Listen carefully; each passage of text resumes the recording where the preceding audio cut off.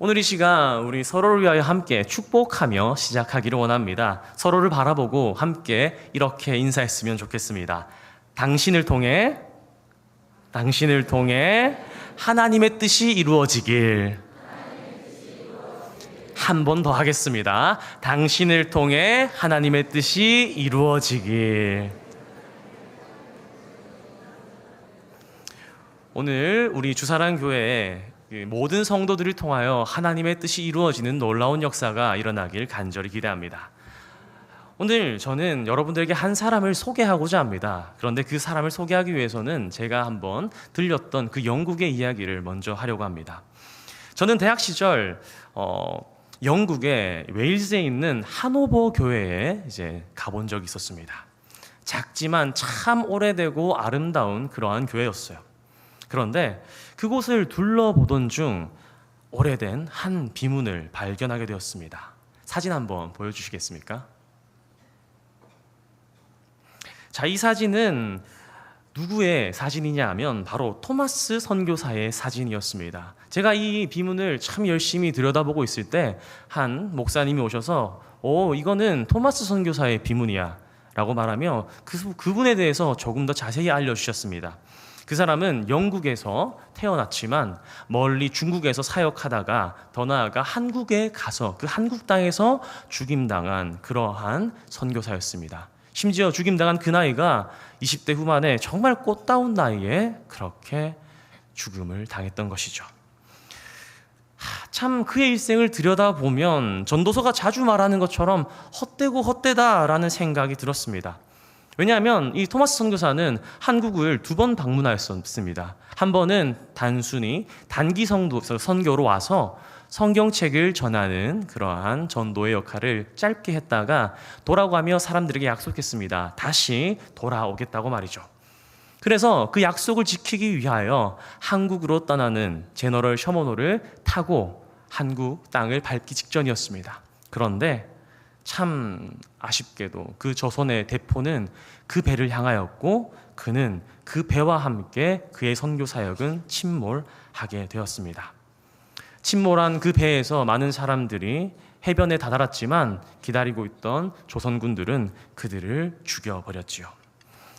참 이렇게 가차없이 죽게 된 그의 삶을 바라볼 때에 20대 후반에 그 사람이 이렇게 참 의미도 없이 가치도 없이 죽은 모습이 너무 답답하다 싶은 생각이 들은 찰나에 중간에 앞서 보여줬던 그 비문의 중간에 있는 말씀이 참 마음에 안타까웠습니다. 왜냐하면 비문 중간에 욥기 17장 11절의 말씀이 있었는데 참 그것은 무너진 삶으로 인해 그것을 답답해하는 그와 함께 알고 지낸 교인들의 고백이 담겨 있는 것 같았습니다.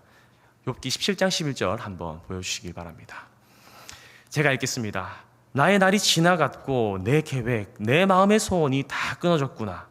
참 욥이 자신의 고통 가운데에 그 덧없음을 말하며 고백하는 그 장면을 두고 그와 함께 알고 지냈던 사람은 안타까워하며 한편으론 허무해하며 그를 바라봤던 것이 아닐까요?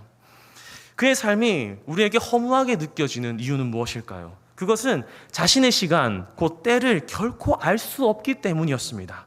토마스 선교사는 몰랐습니다. 자신의 죽음의 때가 바로 그때일 것이라는 것을 말이죠.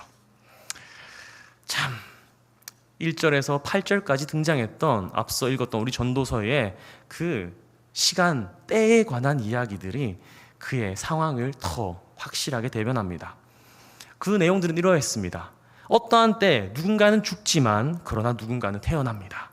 인간은 그것을 경험할 수 있지만 예측할 수는 없습니다. 예상치 못한 장례식을 치르며 슬퍼합니다. 언젠가 그러나 나도 모르게 회복된 나 자신을 바라보게 됩니다. 심지어 어떨 때는 갑작스럽게 우리는 전쟁의 소식을 듣지만 그러나 언젠가 평화의 소식을 듣기도 됩니다. 그런데 그것은 단지 우리가 경험할 뿐인 그러한 내용을 담은 시가 1절에서 8절에 있죠. 인간의 힘으로는 이러한 때를 붙잡지 못하고 단지 경험할 뿐입니다. 토마스 선교사도 동일하게 죽음의 때를 너무 갑작스럽게 그저 경험했을 뿐이죠. 이처럼 우리도 하나님이 이미 정하신 때를 결코 분명히 알지 못하고 경험할 뿐입니다. 오랜 인간의 역사 속에서 대부분의 인물, 아니요. 모든 인물이 그 누가 극복했습니까? 바로 자신의 죽음의 때를 말이죠. 전도자도 오늘 우리의 이러한 답답한 현실을 두고 말합니다. 전도서 3장 9절 함께 읽도록 하겠습니다. 다 같이 읽겠습니다. 시작. 일하는 자가 그의 수고로 말미암아 무슨 이익이 있으랴. 어차피 이렇게 고생하고 수고한다고 해도 비극적인 때가 찾아온다면 도대체 내 손에 무엇이 남느냐라는 그러한 의미입니다. 9절에서 이익이 있으랴라는 이야기를 제가 왜 남는다라고 이야기를 했냐 하면 여기서 남는다라는 표현, 즉 이익으로 번역된 것은 히브리어 이스라엘 사람들의 언어로 이트론이라는 표현입니다. 이거는 뭐냐 하면 사실 남은 것이라고 제가 번역한 이유가 있는데요. 이건 흔히 시장에서 사용되는 표현입니다.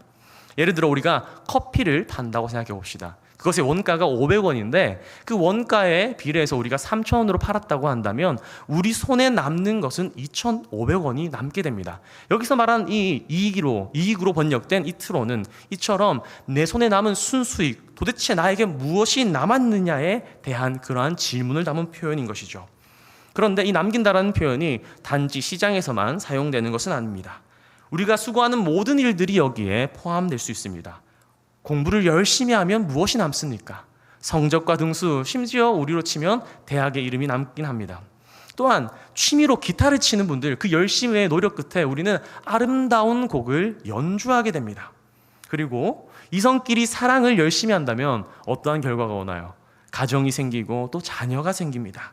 이처럼 우리 인간은 어떠한 일을 할 때에 무엇이 남을 것인가에 대하여 분명히 계산하며 살아가는 게 우리 인간의 모습이라는 거죠. 누군가는 내 재산, 내 성공, 이러한 일시적인 이익을 위해서 남기려 합니다. 또한 누군가는 자신의 이름과 업적, 그러한 것들을, 명예를 오랫동안 남기기를 원하기도 하지요. 그러나 전도서는 말합니다. 당장 이 때를 우리가 경험할 때에 과연 당신에겐 무엇이 남겠습니까? 그것이 죽음의 때일 수도 있겠지요. 죽음의 때에 당신이 남길 수 있는 게 있습니까? 라고 우리에게 묻는 것이죠. 그러면 위와 같이 이익, 곧 무엇을 남길 수 있느냐의 관점에서 토마스 선교사를 한번 봅시다. 그는 모국인 영국에 있는 무덤에 자신의 시신조차 남기지 못했습니다. 그 교회 앞에 있는 무덤은 빈 무덤이었습니다. 도대체 죽음으로 끝나버린 그의 선교에 도대체 무엇이 남았습니까? 남은 것이 무엇입니까? 우리가 남은 것이 무엇인지 계산하며 그를 바라보면 너무나 헛된 삶, 이렇게도 헛된 삶을 찾을 수가 없습니다. 우리의 삶이라고 해서 다른가요?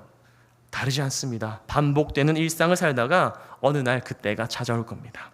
그리고 나와 관련된 모든 것이 언젠가 또 때가 흐르다 보면 흙이 되고 잊혀지는 것을 또 경험할 겁니다.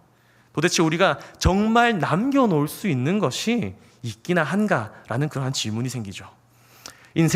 그 인생이라고 말하는 것이 아무리 수고해봤자 어차피 시간과 때를 지나다 보면 우리의 흔적은 사라질 것이고 결국 먼지 같은 나의 삶 가운데 내 손에 남길 수 있는 것이 없어진다는 이야기입니다.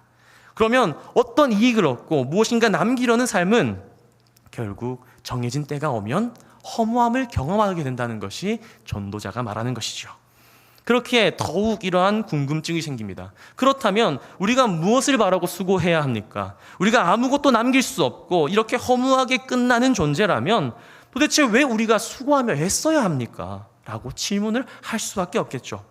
전도서는 그 질문에 대하여 답하기 시작합니다.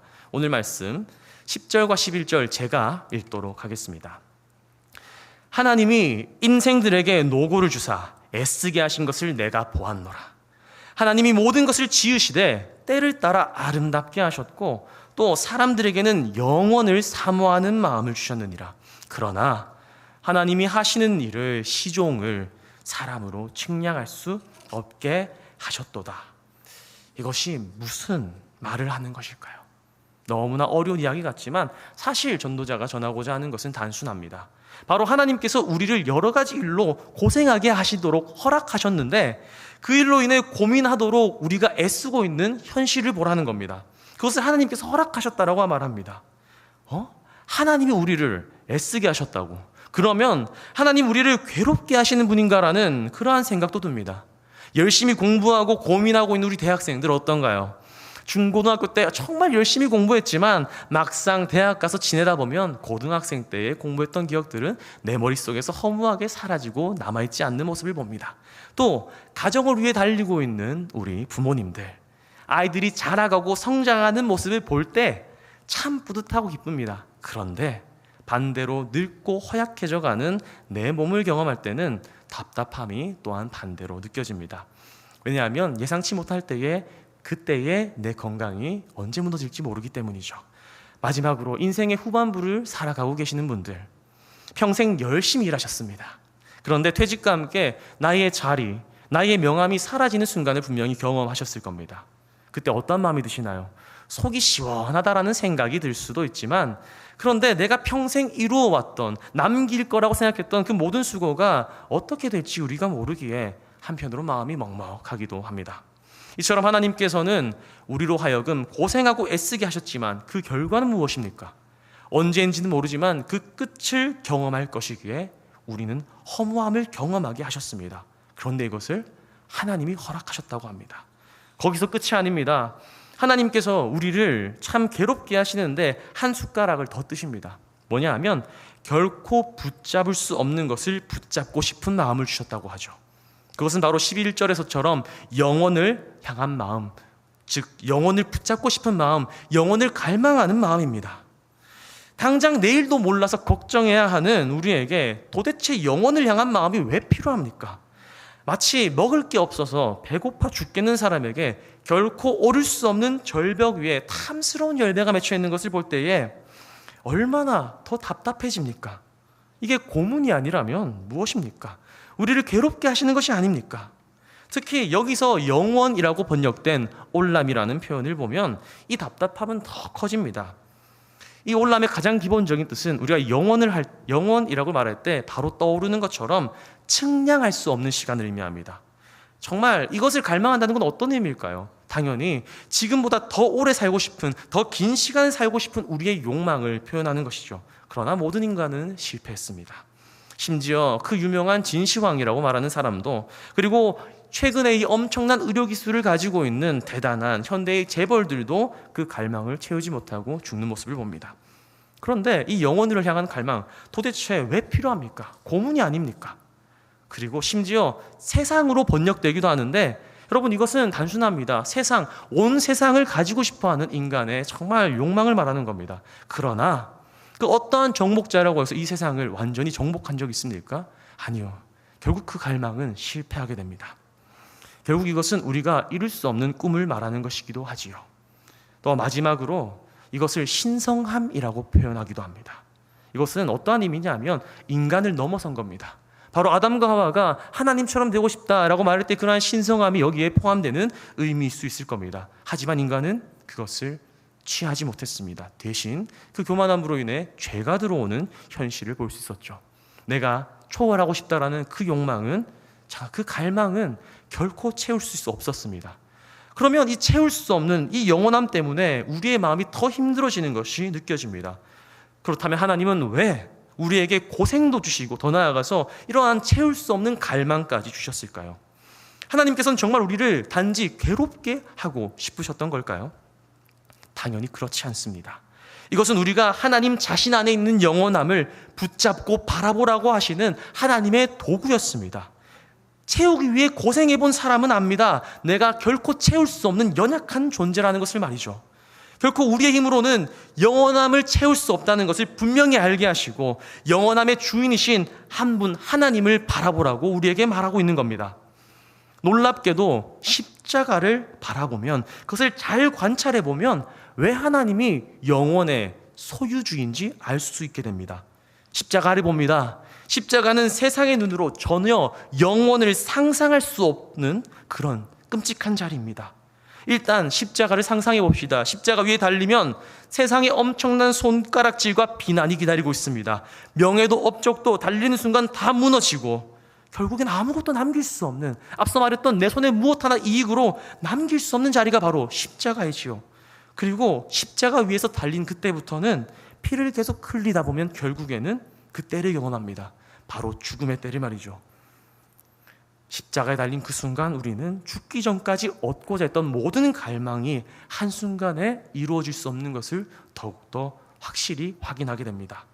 십자가는 그만큼 우리 인간이 무엇을 남길 수도 없고 결국 허무한 존재임을 분명히 드러내는 저주의 도구로 우리 인간의 눈에 보이지요.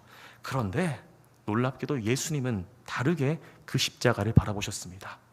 나의 아버지 하나님께서는 아무리 저주받은 십자가라 할지라도 그 자리에서조차 영원한 생명을 주실 수 있다라는 그것을 알고 계셨습니다. 허무한 십자가를 통해서도 주려 하신다면 영원한 생명을 주실 수 있는 분, 영원의 단 한 분 주인이신 바로 하나님 아버지의 그 위대하신 능력을 믿었기 때문입니다. 이제 처음 말씀드린 토마스 선교사의 이야기로 돌아오려 합니다. 그는 어떤 위대한 정목자도 아니었습니다. 대단한 지혜자도 아니었고 대단한 설교자도 아니었습니다. 그렇게 대단히 영웅스럽게 죽은 것도 아닙니다. 그의 삶은 그래서 십자가와 같이 너무 헛되어 보입니다. 그러나 그의 삶에서 놀랍게도 영원함이 발견됩니다.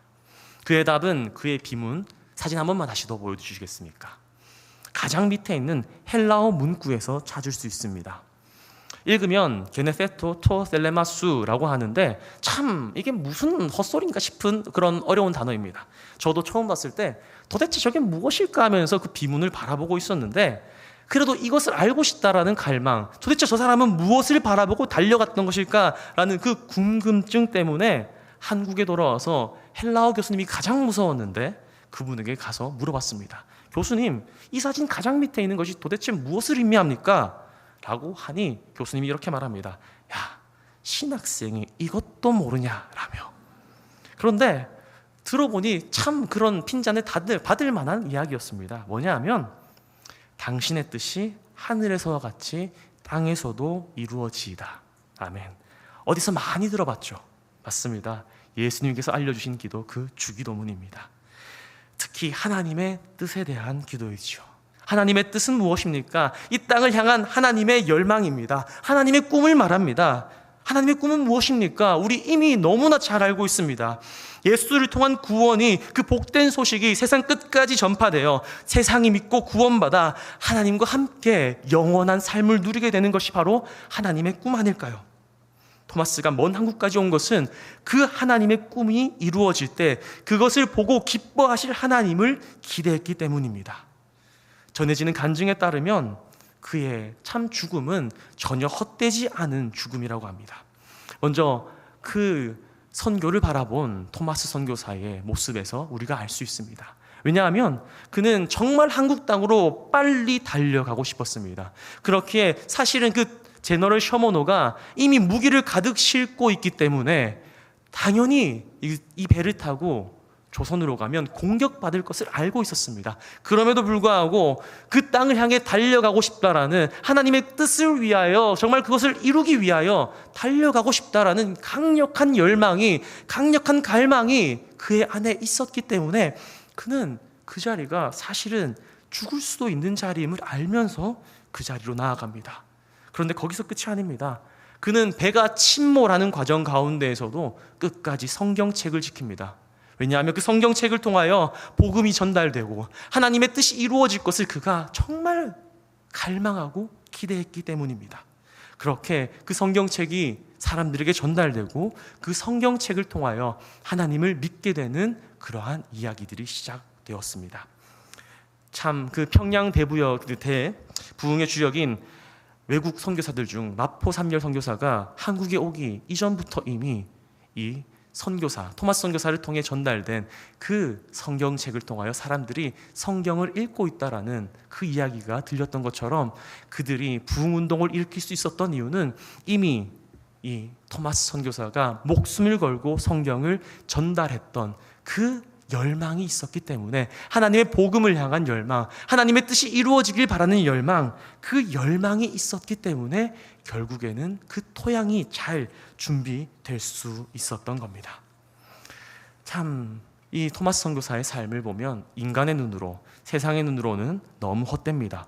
그러나 어떻습니까, 여러분? 토마스 선교사가 정말 우리 그리스도인의 눈에는, 하나님 나라의 백성, 하나님의 자녀의 눈으로 그가 정말 헛된, 아무것도 남기지 못한 사람입니까? 정말 그렇게 헛되어 보이나요? 그렇지 않습니다. 그의 십자가는 교회가 되고 결국 복음의 씨앗이 되어 결국 하나님의 마음에 영원한 기쁨으로 남게 되었습니다. 끝까지 복음을 붙잡았던 그의 십자가가 있었기에 결국에는 우리에게도 복음이 전달되는 놀라운 역사가 이루어지지 않았을까요? 토마스 선교사의 삶은 십자가처럼 세상의 눈에는 죽음으로 보일지 모르지만 사실 하나님의 능력, 그 영원하심을 주실 수 있는 하나님의 능력 안에서는 가장 귀한 열매를 맺은 귀한 삶이었습니다. 이제 말씀을 마무리하려 합니다. 우리가 잊지 말아야 할 것은 토마스 선교사가 열매를 맺을 수 있었던 것은 그의 죽음 자체의 능력이 있는 것이 아니었습니다. 그가 바라본 하나님이 허무해 보니 십자가조차 영원한 생명의 상징으로 바뀔 수 있는 생명의 하나님이시기에 가능했던 것입니다. 토마스 선교사의 삶은 세상의 눈으로 허무할 수 있으나 그러나 그는 자신의 뜻이 아니라 영원하신 하나님의 뜻을 붙들었기에 하나님께서 그 허무해 보이는 남지 못한 그의 삶 가운데에서도 결국 열매를 맺게 하신 하나님의 능력이었던 것이죠. 여러분, 전도자가 말한 것처럼 우리가 아무리 애써도 결국 손에 남는 것은 없습니다. 그것이 우리 인생의 연약함입니다. 그러나 하나님의 뜻 안에서 그의 뜻을 이루기 위하여 작은 섬김과 작은 순종들이 모인다면 그것은 절대로 하나님의 마음속에서 사라지지 않습니다. 그것은 영원히 하나님 나라와 그의 기쁨에 남아서 결국 우리가 영원한 갈망을 채울 수 있음을, 하나님을 통한다면 채울 수 있음을 보여주는 놀라운 이야기이죠. 여러분, 참 답답한 상황이 많지요. 그러다 보면 하나님의 뜻이 보이지 않을 때도 있습니다. 그의 뜻을 이루기가 참 힘듭니다. 그러나 하나님의 뜻을 이루신 예수님의 십자가를 봅니다. 그 십자가 하나님의 뜻을 이룰 것이라고 누가 상상했습니까? 그러나 그 십자가가 하나님의 뜻을 이루는 놀라운 일이 됩니다. 우리의 삶이 십자가처럼 여겨진다 할지라도 그 삶 가운데에서 하나님의 뜻을 바라며 살아간다면 우리에게 언제라도 그 죽음의 때가 찾아온다 할지라도 우리의 삶은 영원한 하나님 나라의 삶으로 남게 될 것을 믿습니다. 그러므로 이제 우리도 계산하며 사는 것이 아니라 하나님 나라의 그 영원함에 우리를 남길 수 있는 그러한 삶, 우리를 통하여 하나님의 뜻이 이루어지는 삶을 살게 되기를 기대합니다. 함께 기도하겠습니다. 하나님 아버지, 이 죽음과 허무함이 가득한 이 세상 가운데 우리에게 영원한 생명을 주심에 감사합니다. 주님, 우리는 연약하여서 나의 꿈, 나의 뜻을 갈망하며 살아갔습니다. 그러나 하나님께서 당신의 아들과 그의 십자가를 통해 참된 갈망이 무엇인지 분명히 알게 하셨습니다. 죽기까지 우리의 기쁨을 갈망하셨듯 이제는 우리도 그 하나님 나라의 뜻을 위한 갈망을 이어가길 원합니다. 당신의 꿈과 당신의 기쁨을 갈망할 수 있게 되길 원합니다. 이제 당신께서 원하시는 사랑, 용서, 인내와 충성의 뜻이 열매 맺힐 때 기뻐하실 당신의 시선을 기대합니다. 이제 당신의 뜻이 하늘에서와 같이 땅에서도 이루어지길 기대하며 우리 주 예수 그리스도의 이름으로 기도합니다. 아멘.